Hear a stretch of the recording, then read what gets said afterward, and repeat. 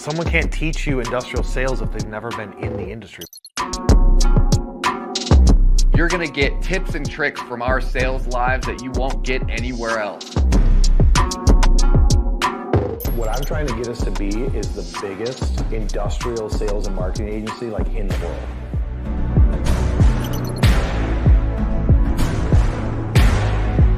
We're not playing for average at all, ever. I don't want any client, if we surveyed them, to be like, yeah, it's good. Like, I want to be like, dude, they're awesome.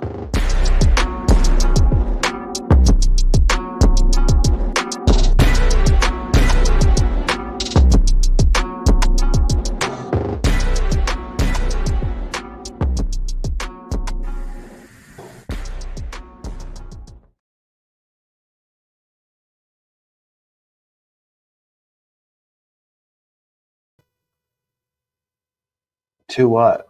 I'm just kidding.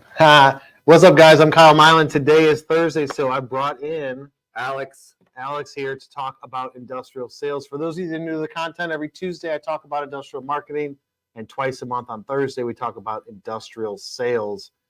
Apologize for the technical difficulties. If you guys aren't following me on YouTube yet, head over to YouTube, type my name in, subscribe, turn on notifications. If you want to see behind the scenes of the company, type in our company name, MFG Tribe, and you can see that channel. Please subscribe to that. We got some applauses going, so that means that people are live. Finally started the show, right? I think so. Yeah.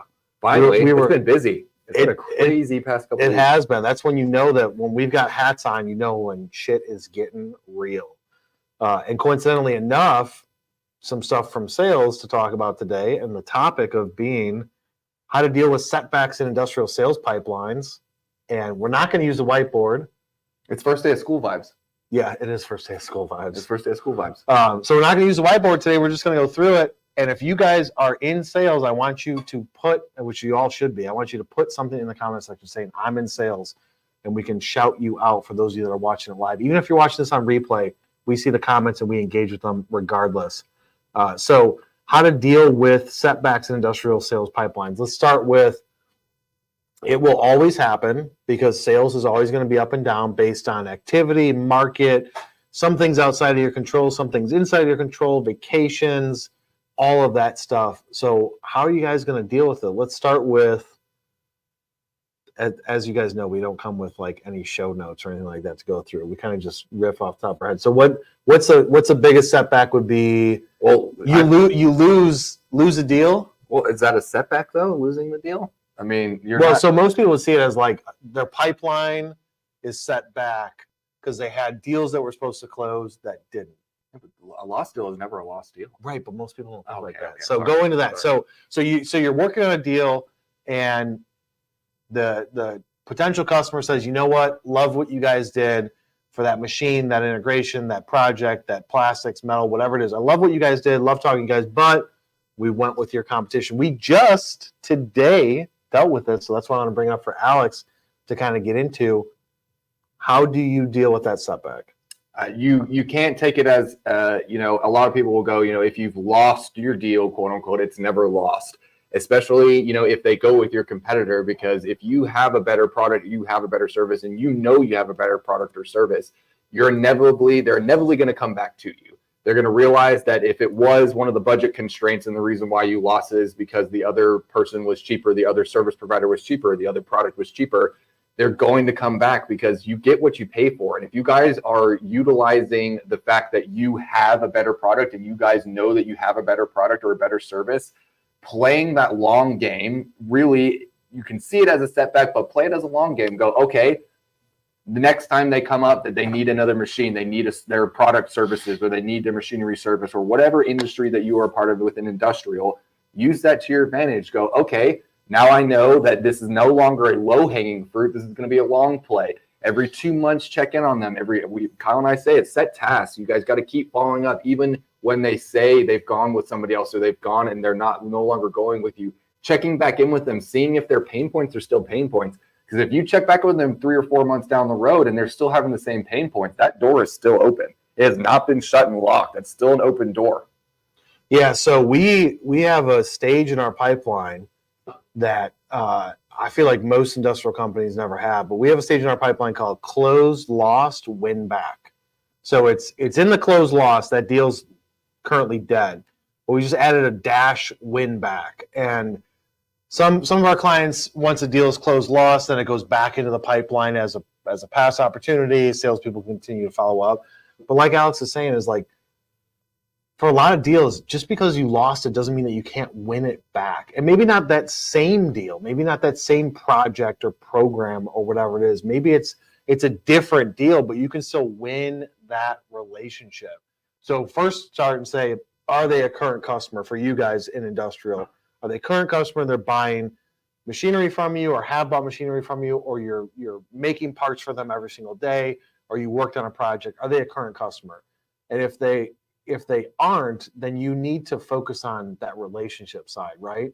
If they are a current or previous customer, you've built some sort of trust, and maybe it was the pricing, the lead time, something about the project where they're like, hey, we went with competition. The first thing we always do is go back and say, hey, just wanted to see if you can tell me why you picked the competition over us, because we want to learn, right? And it's like humble yourself and say, look, I appreciate you telling me that you went with the competition. Ideally, you want to know who the competition was, right? But at a minimum, what was it that they did better than us so we can better ourselves? That's how we work to our clients or potential clients.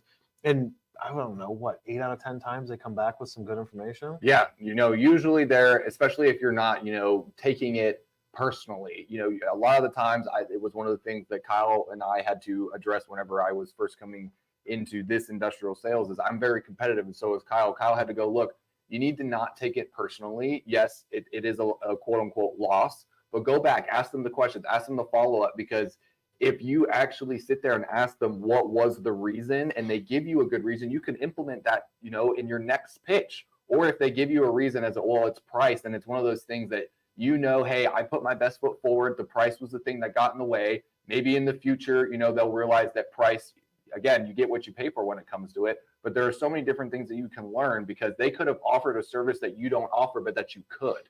And that could open another door for you to increase your sales, increase, the services that you guys provide, increase everything. Yeah. So so you got to start with that question of, why didn't I get this? Right. And like Alex said, don't take it personal. You should take it on the chin, and cuss and throw things if you want to, and be like, damn, I really wanted that, and get worked up, and be like, I need to know information now. Was it me? Was it what we offered? Was it what we did? Like pricing, our service? What was it that caused them to go with that? And then take that as learning behavior, because now you're going to try and win that person back. If you liked that opportunity, if you felt like they were a fit for you, which you shouldn't be just quoting stuff that's not a fit. So assuming that you like that opportunity, how are you going to win that back? So that just goes into a win back stage for us. And then from there, it's always like in the pipeline, right? We got discovery call, RFQ, quote sent, hot pipeline or hot stage, and then one loss, win back, nurture, etc. But those win backs, we just set tasks up to follow up with that person, check in on them every few months. Hey, you don't want to just be like, hey, how's it going with the competitor? And maybe if it's like machinery side, you don't follow up every few months, but you don't want to say, hey, how'd it go with that competitor? But you want to say, hey, just thinking about you, came across this thing, and you send them something of value, or send them something that you think is going to provide them with value. But you just kind of somewhat stay in touch with them. Just today, Alex got a call from somebody that we lost the opportunity to a competitor of ours that we face quite often. I asked the questions that, that needed to be asked. Back when we lost, Alex asked the question of hey, what was it? Learn some things about it, right? Learn some things that we can do a little bit differently. And randomly yesterday, the guy's like, hey, want you to do something else for us. And today on the call, Alex is like, hey, whatever happened with that thing that we didn't get? And they're like, we ended up not moving forward with it. Yeah, they ended up not moving forward with the competitor. And so now it's back on the table. So you never know. I mean, that doesn't happen all the time, but that happens sometimes. So you go into it like, hey, I'm going to win this guy back eventually. It could be 3 months, 12 months, 6 years down the road, you're going to win them back. But always take those losses as opportunities to either learn and grow yourself. There was a comment that Adam Schmidt put in: getting a no answer is way better. A no answer is way better than no answer. Yeah, no answer at all. Yeah, definitely being told this ain't gonna work is better than being ghosted. Nobody likes being ghosted or left on red or left undelivered for all these kids out there that Well, say that. we had another one today. I know we're using examples today, but it's been busy past couple weeks, guys. For us especially, it's picking. Not that we were dead, but it is getting to that point right now where, you know, I'm consistently in discovery calls. And today I had another example of someone who had quote unquote been ghosting us. I've been following up them for weeks. I mean, actually, it's been months. Yeah, I've been following up them for months. Have not answered my emails. I've left them multiple voicemails. He called me today. I left me a voicemail. Said, "Hey, give me a call." Called him. Said, "Hey, what's going on? You know, just shoot the shit." Excuse my language, but we're shooting the shit. I was shooting the shit with him, talking about what was going on. He told us, "Hey, we're going to be moving forward in Q4 now. We're not going to, you know, they had a time period where they were not answering us. I kept following in. They even said, we really appreciate the fact that you were following up with us." He apologized for the ghosting aspect of it, but I knew that they had a lot of decision making that they had to do with the big decision to move on with a marketing partner. And so I knew that they had some decision making that they had to do. So I was just consistently following up with them. And sure enough, he left me a voicemail and then sent me an email. That's how much he wanted to get in contact with me to update me on their decision. And they said, we're moving forward in Q4. So we're good to go there. But this leads into something that I wanted to touch on, the importance of pipeline diversification. You know, if you're getting a lot of setbacks, you know, you have a lot of these things. If you're too diversified in one specific vertical within your industry, you know, whether it be metalworking or whatever you are, you guys have different verticals that you guys are selling to. If you have too many clients within one vertical, whether it be OEM, maybe auto, if you don't have a diversification, a lot of the time, the same issues of budget cutbacks, all this kind of stuff in the auto industry now is big. I mean, we've encountered it with a couple of our potential clients and our clients. You know, they're heading into some budget restraints, budget cuts, this big auto industry. If you're solely focusing on one industry and your pipeline's not diversified, you're going to come across the same sort of setbacks with multiple of your clients. So you got to make sure that your pipeline's diversified, that you have a bunch of different clients in there in different verticals, so that if one vertical, for again, example, the auto industry starts to tank a little bit, you're not just solely relying on this specific vertical. Unfortunately, some sales guys are kind of pigeonholed in the verticals that they have, but you can still within those verticals sell. You know, within automotive, you know, it might be the parts departments are getting hit hard. It might be, you know, the OEMs, whatever it might be. Even within those specific verticals, certain areas are going to be hit harder than others. So you got to make sure you're diversifying your pipeline. Yeah, we dealt with it, which I didn't think that we really would. I thought my days of dealing with automotive BS were over back in 2009, right, when that tank happened, 2008, 2009. But what was it, last fall, right, we had a deal with a company that supplies a lot in the automotive space. They start doing the strikes or whatever, and that deal was like, oh yeah, so we're not going to do it right now, we're going to push out a little bit, and that deal completely tanked, and it was a hefty deal for us.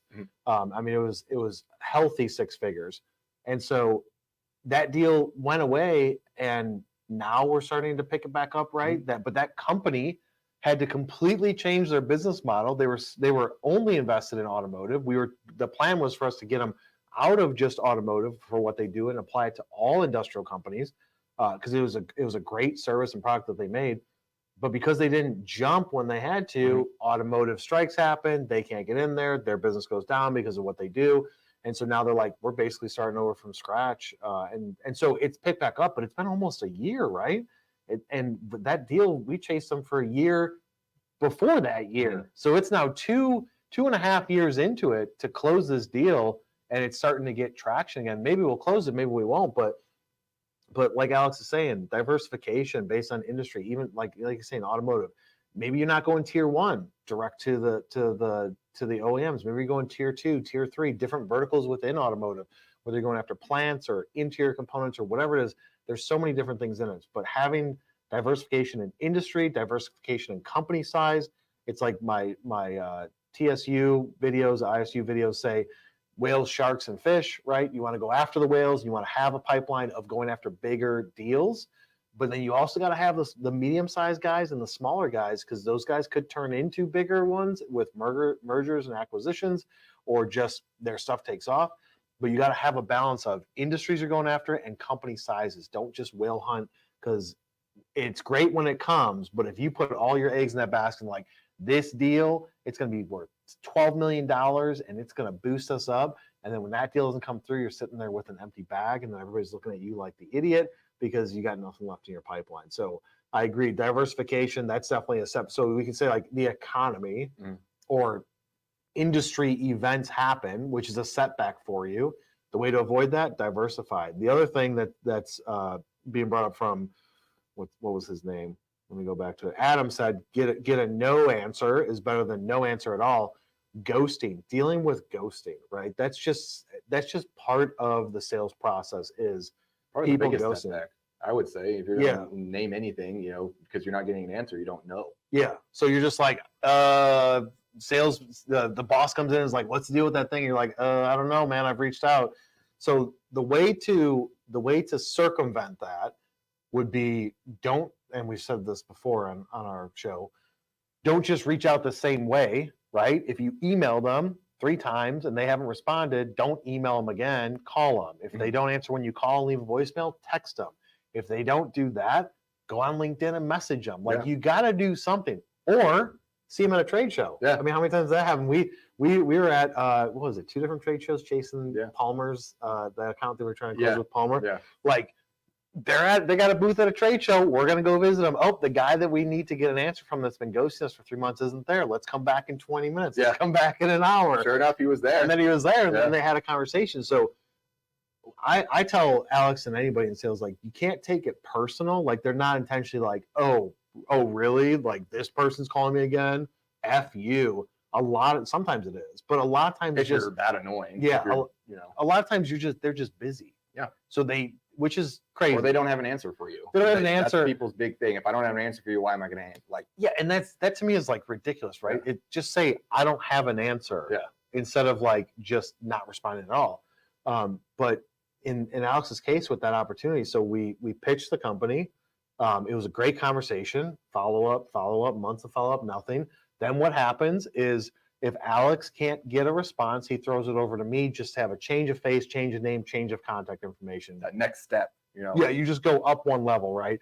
And so that's like the manager assistance type close where Alex throws it over to me and says, hey, I'm getting nowhere with this person. Can you try emailing them? Sets a task for me. I email them. Sometimes it works like it did with that one lady. And sometimes it doesn't. It's like, I want to say the name, but I can't. Yeah, right? I know. It's like, so with that one lady, it worked. With other people, it doesn't work. With when Palmer was doing this, he threw me somebody, and I was like, I'm gonna fucking text him right now. And I texted dude, and he responded within like 2 minutes, and then ghosted me from there. Yeah. And it never went anywhere. But still, I got an answer. So you're just trying to look for that answer. I just actually did it. I'm gonna have to check now. I did it on one of his old stalled deals, and. Yeah, the guy hasn't responded back yet, but I went in there. He emailed the guy like 3 times, no response. So I just grabbed my phone, saw the guy had a cell phone, texted him and said, hey, this person was reaching out to you, haven't heard back yet. I'm this person, just want to check on an update, right? If you put your cell phone number in your signature, people are going to text you. Yeah. I think that opens the door. And if you have a good sales manager, you have a good CEO, you have that next level of somebody that you can bring it in, that's going to be one of the ways that you're going to be able to get around, one of those setbacks.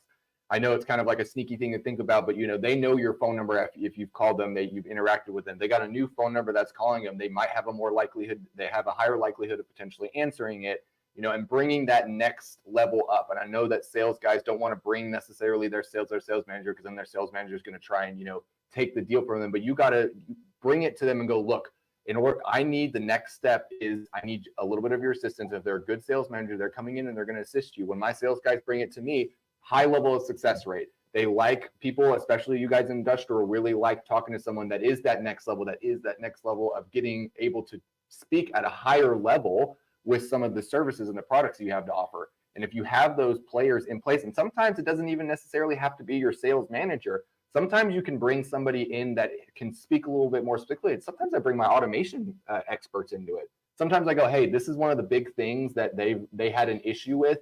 Maybe if my automation guy reaches out to them through whatever channel that they could reach out to them through, if they send them something that they could utilize or send them some form of information, maybe this can get this deal onto the next step, because we are giving them, as we say, always give somebody something useful, something they can use, something they can learn from, something they can get, even comedic value out of, something that you're offering value with. Yeah, exactly. If You need to have that conversation with ownership group, with management, whatever, when you first get started this, or maybe if you've never done that method before, have a conversation with them like, look, if I get ghosted, I'm tapping you in just to start that conversation again. Your manager or owner should not be like, dude, you suck, you couldn't get anywhere. That they should know that's the nature of the beast. Like if Alex brings in Nancy or brings in Christian or brings in somebody else, it's just like if I get nowhere, then I'm gonna throw it back to Alex and let him try. And if he gets nowhere, then maybe we throw it to somebody else and just have them text him or call him, because you just need to figure out why are they ghosting you and what is an update on. That's all you're looking for. You can use different language. You can be like, hey, we're planning on our onboarding schedule, or hey, we're planning our production schedule, or we're planning X, Y, and Z in the next 30 days. Wanted to see if you guys are in or not, just to try and put some sort of pressure on them. Like, hey, I'm saving a spot for you. I used to do that in plastics. I'd be like, hey, we've got new programs starting, but I've blocked off this week for you guys to kick off this tool. Wanted to see if we're still viable or not, to try and like persuade them into giving me information, because it make them feel like I'm holding time for them, right? And it works half the time. They'd be like, oh, actually, yes, it will work, or no, it's going to be a couple months after that. No big deal. But those ghosting setbacks, if you got a pipeline and it's like a graveyard bunch of ghosts, then you're not going to be in a good situation, which then brings you to like all of these setbacks. Because I don't want to make this live too long. All of these setbacks, does not matter what it is, whether it's you lost it, you don't have a diverse pipeline, people are ghosting you, all come back to the top of the funnel. If your top of your funnel is strong, it doesn't matter, right? Like I remember, I forget what the deal was, but Alex came in and he was like super pissed off about losing this big deal. And I was like, dude, don't worry about it, because what we're going to do is make it to where there's 20 of those in your pipeline, and then you're not going to give a shit if that deal, you're going to care a little bit to be like, damn, I wanted to win that. But if you've got so many of those coming in, it doesn't matter. You're going to lose some of them, right? It doesn't matter. Nature of the beast, sales, you're always going to lose. If you're batting above 50, that's when you're doing good at that point. Yeah, exactly. Like if you got a 50% close rate, dude, you're doing good. So then the key is, if you know that, right?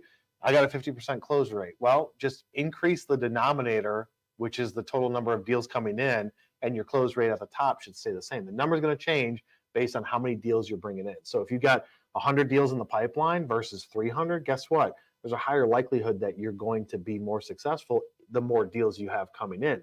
Now, you guys may not be able to have control over that because marketing sucks, which if your marketing team sucks and you need to reach out to us, book time to talk to Alex, and he'll tell you how we can make your marketing team not suck.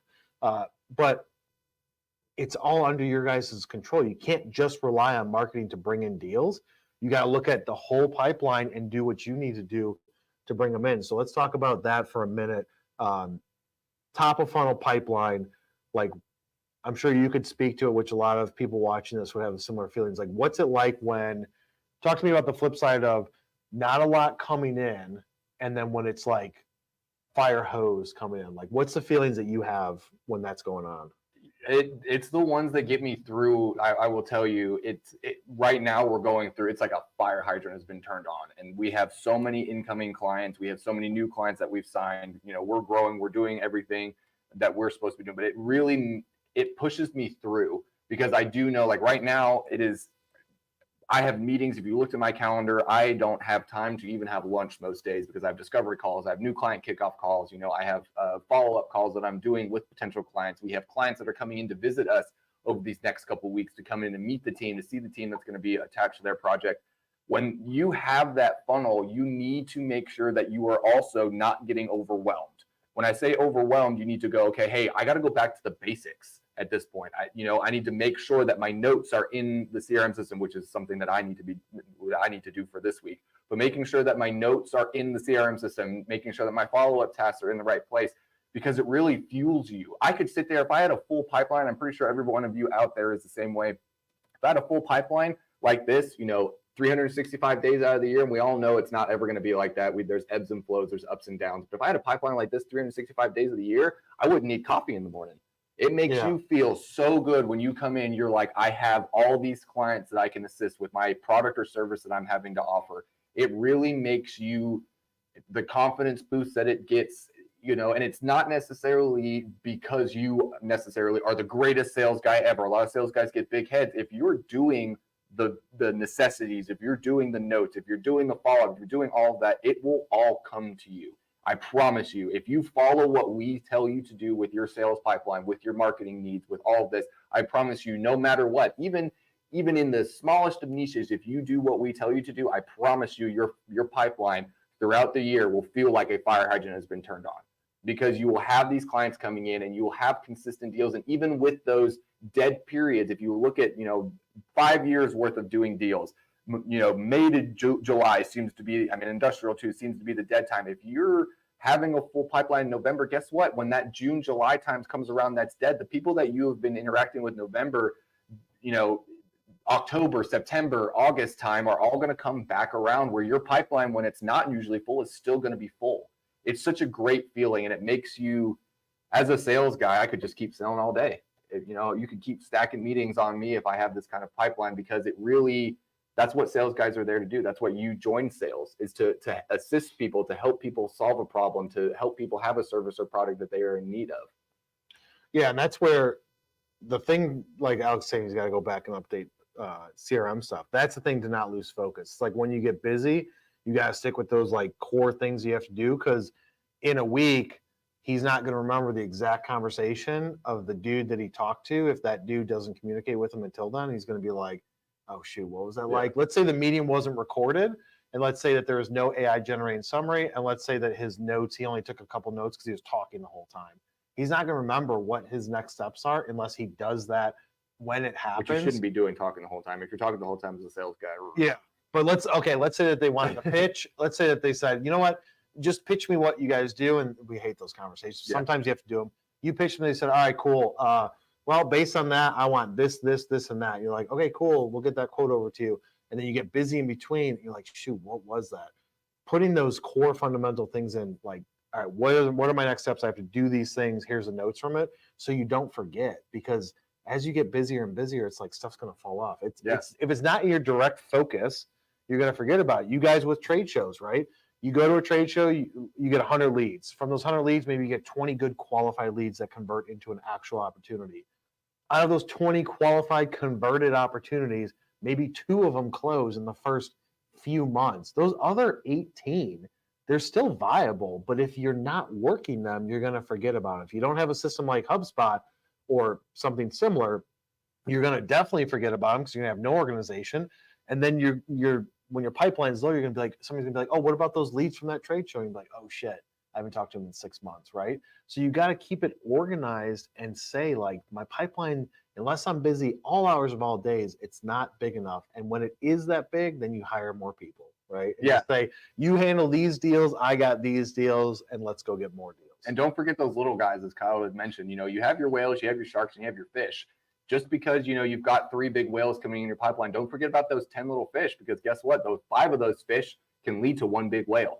And they could be the ones that are going to turn around and sign faster. Don't sit there and focus on, as you said at the beginning, on those whales solely, because those little fish have the tendency, as soon as they start adding up, guess what? 4 or 5. We've signed 6 new clients in 2 weeks. Yeah. And and some of those are little, some of those are whales. You can't lose focus of the little fish, because the fish turn into sharks and the sharks turn into whales. Yeah, and really from our standpoint, like with you guys, it may be a little bit different depending on what you guys are selling. But from our standpoint, what we're trying to do is just help as many people as possible, right? Mm-hmm. Whether it's for a brochure or whether it's for their entire marketing program, we're just trying to produce quality content and help industrial companies from an industrial agency that knows the space to be successful. And if somebody comes in and says, hey, all I need you to do is make me this one thing, cool, we'll make that. And when you need more, we'll be here to do it. Now, hopefully we can get something going, but if not, no big deal. But you got to go into it like, look, I'm trying to help people, and I'll do it at any capacity. Like, people reach out to us and say, hey, can we just do a free call? And we're like, yeah, we'll do a strategy for you. Yeah. Like, you want us to go through and audit your stuff and provide you with strategy? That's fine. I have no issue doing that. Other companies will charge $5,000, $10,000, $15,000, $20,000 to do an audit and strategy. We just see it as like, we have the tools and resources to do it. We don't need to be paid for it to help somebody out. If it turns into something great, if not, no big deal. At least we did it. Yeah, exactly. Right? And it also gives you that opportunity. It opens that door a little bit. If you guys have a service, you know, that you're offering, even if it's a product, and you know, they're like, hey, how does this benefit me? Can you send me, you know, a white paper or something like that? With the service, you guys have a little bit more of a leeway to kind of do that. Hey, let me take a look at it. We have one of our clients that we just signed that services, you know, certain machinery. And one of their big thing is that their big selling point is, hey, send us your machinery. We'll do a free, you know, inspection on it. We'll pay for the shipping. We'll come get it. We'll pay for the shipping. We'll pay for all that. We'll do a diagnostics on it, see what's wrong with it. And then we're going to send it back to you. If you don't want us to do, we'll give you a quote. If you don't want us to do it, we'll send it back to you, no charge.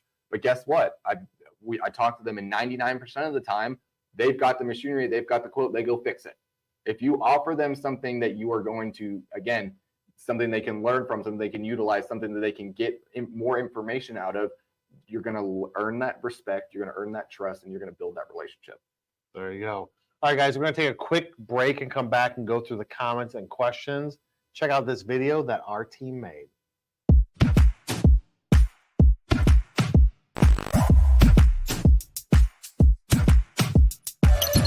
This is what we waited for. Everything you want is right here. We gon' give them what they came for. We gon' take it up from last year.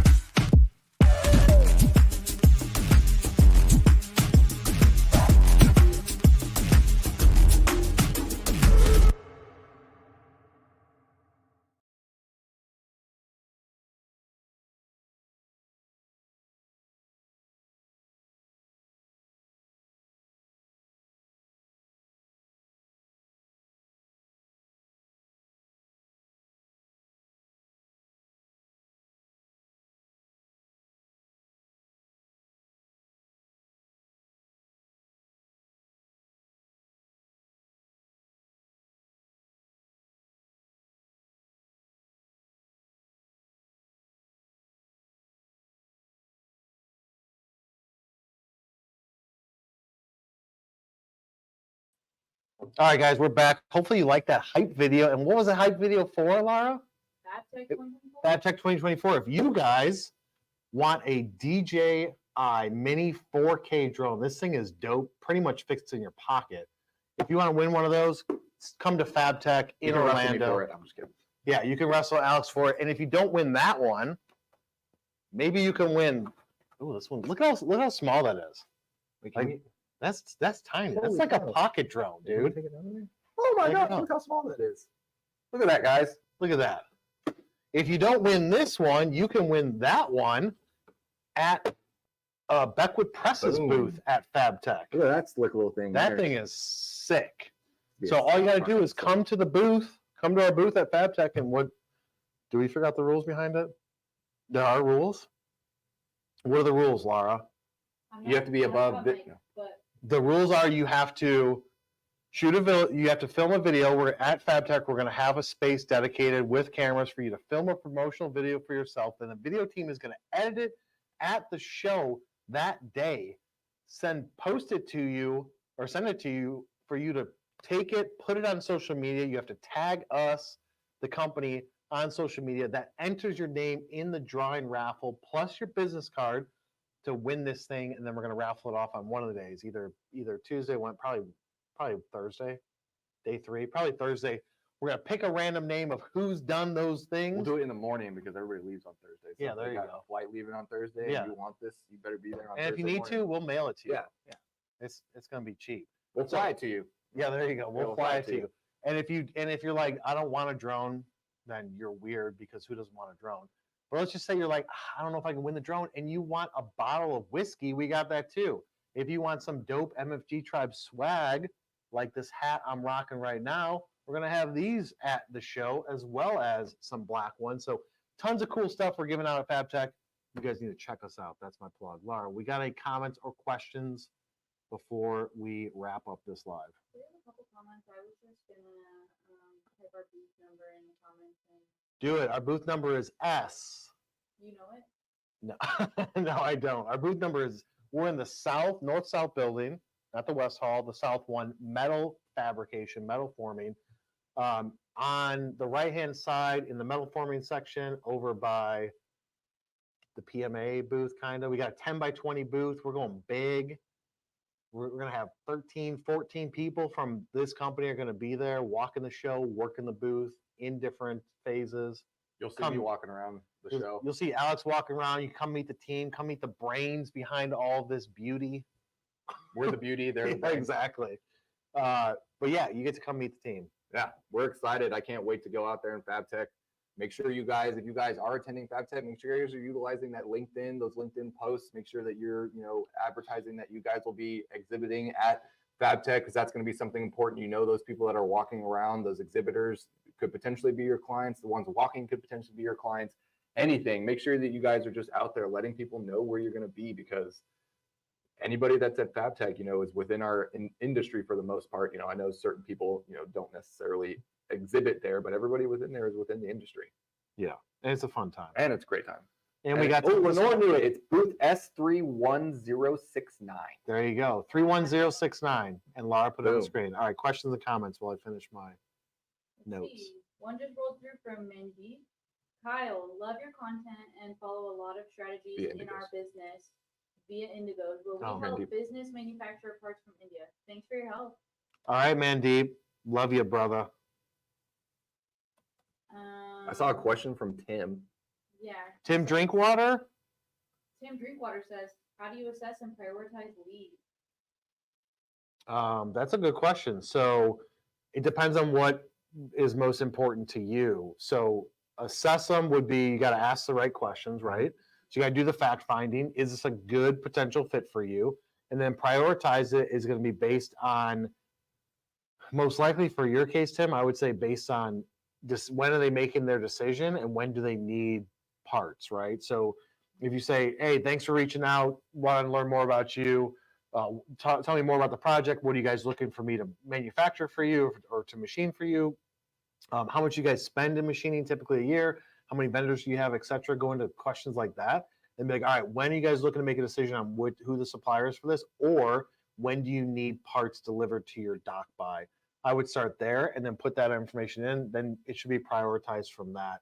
But in your case, you should be able to try and turn and burn those quotes pretty quick. So like get the 3D part files, the prints, whatever you need to do, figure out pricing, send it off. I know that you're building your team and blowing it up, so you might not have the resources where you're just like doing everything from the front of the store to the back of it. But if you're having to do all the quoting and sales yourself when these things come in, while you're also running the shop and being the CEO, try and turn them around as fast as possible. That's what I would prioritize, is based on when do they need the stuff, and also like how big of a deal is it?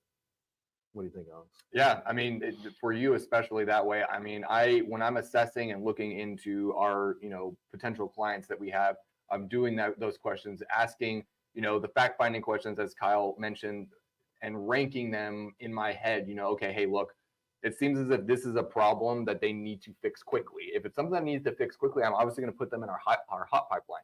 I'm going to assess them. I'm going to go, hey, these guys are hot. These guys are going to be someone that's going to turn around really quickly. And due to the fact of X, Y, and Z, I know that they have website issues. That I'm using our, service as an example. They might have website issues. Their SEO is tanking. They have no content. They need video for, a trade show that's coming up. You can really, if you ask enough questions, you can really get to know how, A, fast that they're trying to move, B, how much they're trying to spend, and see whether they're going to be, again, moving quickly, or it's going to be something that they're looking for in the future.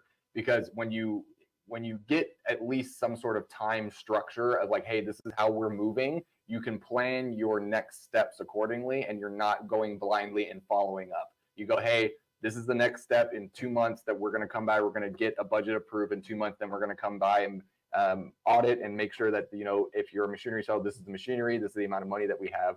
You're going to understand that. You're going to be able to really have your next step set up for you easier. There you go. More easily. What else you got, Laura? No questions. Throw some comments up there. I know you threw some up when I was responding to them. Video team killing the promos. Dang. Sweet video. Who said that? One of our employees? Lenore. Lenore And- giving And Tim. and Tim. Tim always gives us props. Tim is awesome. And Tim, I hope that I get to see you at IMTS. I know you said you were planning on going there Thursday. Shelly and I are probably gonna be leaving Thursday around, I think like 11 o'clock in the morning. So, and I'm busy the first part of Thursday. So hopefully you get there Tuesday or Wednesday. All right, is that it? And we just got some comments from Adam Schmidt, basically saying like agreeing with what you guys are saying. Don't put all your eggs in one basket, which can be difficult as you start feeling confident with your basket of eggs. Yeah, exactly. You start to feel confident with that basket of eggs, and then you trip, and all them eggs get broken, and then you're left with a bunch of bullshit. Bunch of runny eggs. Yeah, a bunch of Get it, runny? yeah. Them eggs be running away. He also said those little fish teach you how to fish better. Okay, there you go. Yeah, I gotta like learn that. from the little deals. I will say one of the biggest clients we've signed, over 100 billion a year client. I had dealt with a smaller client that kind of walked us through the same process that they were going through in approvals for their third-party marketing team. And it really set it up because when they were asking these, I was like, oh, I've dealt with that before. I can definitely do that. I've seen this kind of, they're asking for ROMs, they're asking for this, they're asking for a bunch of different things that most clients don't ask for because they're not a huge company. So those big whales might have some more specific things that they're really looking into and things that you have to check off the check boxes. And if you start dealing with, some of the smaller whales, then when the big whale comes around, you're gonna be like, yep, seen this before, done this before, here it is. And then you look even more of an expert. Exactly. What else you got? Or we're gonna be out. Tim said he might make it Wednesday. Let's go, Tim. Let's do it Wednesday. Adam also said it's difficult to play from the tips when you're establishing your game, and says just a little golfer. Oh, we're well familiar with that, Adam. We got a couple of golfers over here, and we only mess with them tips. Not all the time. Sometimes when we're playing in association yeah, we things, can. they're We like, can. no, you got to play from the men's Gotta play amateur, from the from the whites amateurs. and the blues. Yeah, it's not even the members' tee. It's the, Yeah, I don't want to say the older gentlemen's tees, but the older gentlemen's tees. yeah, exactly.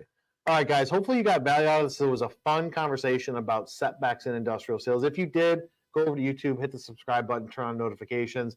Be sure to follow Alex and I on LinkedIn. We post content every single week. If you guys are going to IMTS, let me know. If you're going to FabTech, you need to stop by the booth and get your chance to win one of these mini drones that is just like ridiculously high quality, 4K shooting capabilities. And we will see you on the next one. Have a good one, guys.